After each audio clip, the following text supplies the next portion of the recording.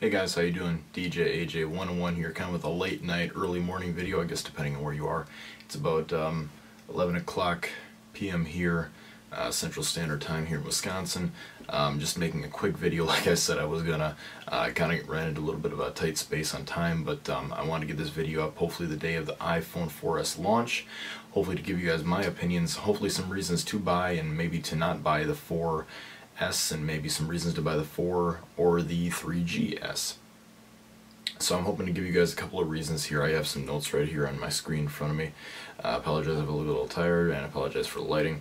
Like I said, it is a little bit later here, so I just have one light on up here in my monitors over here. Anyways, let's get on to it. The iPhone 4S.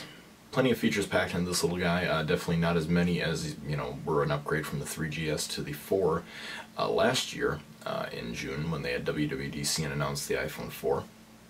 But of course, one of the biggest features that they're pushing with the iPhone 4S that the iPhone 4 cannot do, which is this guy right here, the one I have, is Siri, which is the new voice integration system into the iPhone 4S, which basically means you can speak a command, find me a McDonald's within 5 miles, find me the nearest Walmart, find me the nearest Shopko, find me the nearest gas station, stuff like that. You can ask it, and it'll actually bring up Google Maps, it'll look up stuff online.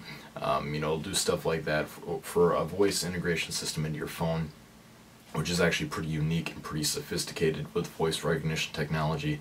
It doesn't look as advanced as I guess it probably could be or should be. I think that will definitely be an improvement as the as the years go by, and we will definitely have more integrated and more proficient voice speaking recognition technology in phones and portable devices. And I think this will be one of the biggest things to take off on smartphones, especially once it gets out of beta. It's going to be in beta to begin with for a good reason, probably because they want to, experiment with voices, different voices, not just a clear speaking voice, but actually get some, voices that maybe aren't as clear, and to be able to pick up on your speaking motion and rhythm and all that good stuff, however you want to throw it. But hopefully it'll get better as you progress and use Siri more and more. But that's one of the biggest features that they're pushing. I guess that'll be a pretty big feature if you definitely like to talk into your phone to send a text message or something. I don't know how much I would use it, but it looks like a pretty cool technology that will definitely be pushed forward in future iPhones, starting with the iPhone 4S.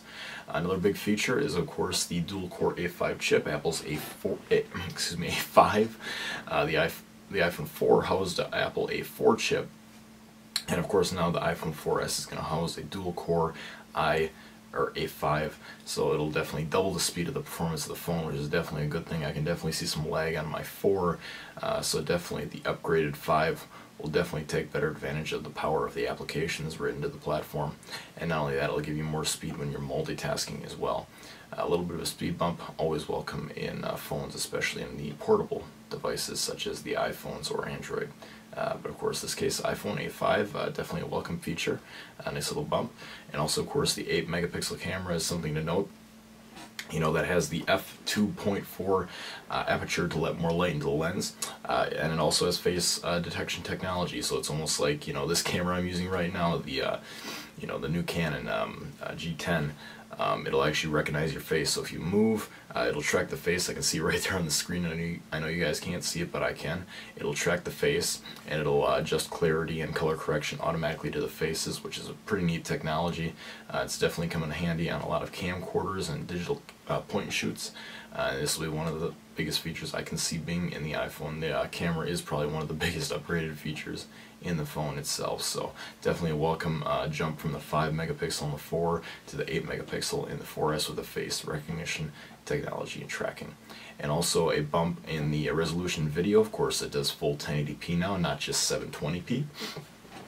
And the video recording is simply stunning. And also with the picture stabilization built into the iPhone 4S, it will give you much smoother videos. It'll automatically adjust the shakiness of the camera. Might be a good thing, especially if you're, like me, and you aren't necessarily the steadiest filming with your phone, because it is so small. Definitely a welcome feature of image stabilization, as well as a bump in resolution up to 1080p. I can definitely see that you know, making a big splash. And not only that, it'll be incremental improvements in the next version as well after the 4S. And of course iCloud, of course the whole syncing, which already has been out and actually is pretty nice. I've used it a little bit, have gotten a chance to try it out, you know, syncing your apps and your media and everything to the cloud, so you don't actually have to have storage on your local computer. It's pretty nice. I'm sure you guys know a little bit about that. Same Retina display, you know, 3.5-inch Retina display resolution, the exact same size of the screen. FaceTime, same thing. Of course, here it is on the notes, FaceTime, you know, front-facing camera, back-facing camera, FaceTime. Apple announced that last year. AirPlay to your Apple TV. Also AirPrint to your wireless printer, which has also been out there for a while. You know, these are kind of the exact same things that they've had out before. I don't know if they're necessarily revolutionary or brand new, but they have them in their notes, but it's fine. The dual antennas, which is kind of interesting, which I think is something new, you know, that Apple has built into the iPhone 4S, which is also now going to be a world phone. One phone fits all, so pretty much has the dual Qualcomm chip in there to run on CDMA as well as GSM networks, which is great. So if you're traveling with a Sprint or a Verizon phone, you'll actually be able to use them in countries that don't have the CDMA network. It'll actually use the GSM network, which is pretty nice. But it also supports HSDPA networking, which means you'll get up to 14.4 megabits per second, which is a faster data rate, which was from the iPhone 4, which could only get up to 7.2. Of course, that's on here in the States, AT&T's GSM network. You know, a little more speed than, of course, the CDMA network of Verizon and Sprint. So, and they're claiming it as 4G, you know, as AT&T would put it. I don't think that necessarily is 4G. I think LTE is more of a jump in the realms of 4G than the HSDPA networks. So I hope AT&T doesn't really try and market that as true 4G. You know, I think LTE will be the first jump into 4G, especially here in the US and around the world. So I can't wait for the LTE iPhone. I think that's going to be a major improvement, you know, especially of this HSDPA network that they're announcing. But it's great for a speed bump if you're on AT&T, so we can't complain there, right? And then, of course, the I think one of the biggest things that they announced is that Apple is going to, you know, I guess try and make some more money on the people that drop or damage their phones accidentally, or not just accidentally, but probably, you know, in an accidental manner or just intentionally, just try and get a new phone out of them or something like that. You know, I'm not too sure on, you know, what this is here, but it's Apple Care Plus, and it's $100, and it covers your phone for the 2 years that you have it on contract. And basically what it does is that, I'm reading here, it's you know, got full support built in, Apple hardware coverage, and then software support is also included.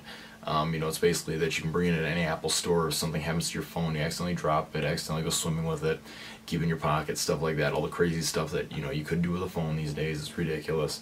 But it's all covered under that $100 extension plan on your phone. So if you spend $200 on a phone, extra $100, you spend $300 total. Your phone's covered for 2 years, and you're set to go. So that's another plus that some people might want to look at if they're getting these phones for their kids and definitely aren't really sure, you know, what's going to happen to the phones. It might be a good investment to do that, just so you're not paying, you know, more up front, you know, when you have accidental damage. Doesn't necessarily mean, I guess, that you can go out there and just, you know, break your phone. I think I was also reading that's up to, you know, good 2 damages or something like that, that if you crack glass or something like that. Not necessarily 100% sure. Again, guys, I apologize, just a lot of rambling from me. I'm kind of tired, but I hope it'll give you guys my thoughts. I, for one, will not be getting the iPhone 4S simply because my phone right here that I got on Verizon was actually bought this past, I think it was February, March, something around that time frame. And I've been very happy with it, and there's really just not enough there for me to want to upgrade to the iPhone 4S. Maybe if I was on AT&T still, getting that faster network. You know, of course, if you live somewhere where the network is rolled out to their quote 4G network, you know, extended network off of their 3G, might be worth it. But you know, if you're like me, if you're on Verizon or, you know, gonna buy a phone on Sprint, there's really not too much of a reason to upgrade, I guess, if you're on Verizon from a 4 to a 4S. But that's all personal preference. To me, I'm really looking forward to LTE. as well as potentially maybe a bigger screen and a redesign coming up. You know, two big things that I would like to see. But everything right now looks great. iOS 5 looks great with, of course, the multitasking and the notifications, you know, that you can swipe down from the top, you know, get your stocks, get your weather. You know, I've only had it for about a day, but I love it. You know, it's a great new implementation on the OS. And some new enhanced little features here and there are always nice. So I hope you guys are enjoying iOS 5 as well. I know I am. Anyway, guys, this has been DJ AJ 101 here. This has been like almost a 10-minute video. It's ridiculous. I apologize for all my rambling. But if you guys have any thoughts or suggestions or stuff that maybe I missed that maybe other people would like to know, please leave a comment below. I would greatly appreciate it, and I'm sure a lot of other people would as well. Also, rate, comment, subscribe if you like my content. I do upload these videos on, of course, a weekly basis. You know, just about technology and tech in general, reviews, all that good stuff. So if you guys like my content, I sure would appreciate that. Anyway, guys, this has been DJ AJ 101 here, and I will see you guys in the next video. Happy iPhone 4 getting, or 4S getting, or 3GS getting. I don't know, whatever you guys want to get. Guess what? It's Friday. The iPhone 4S is coming out. I'm sure a lot of you will be getting it. Anyways, have a good day, guys. See you soon.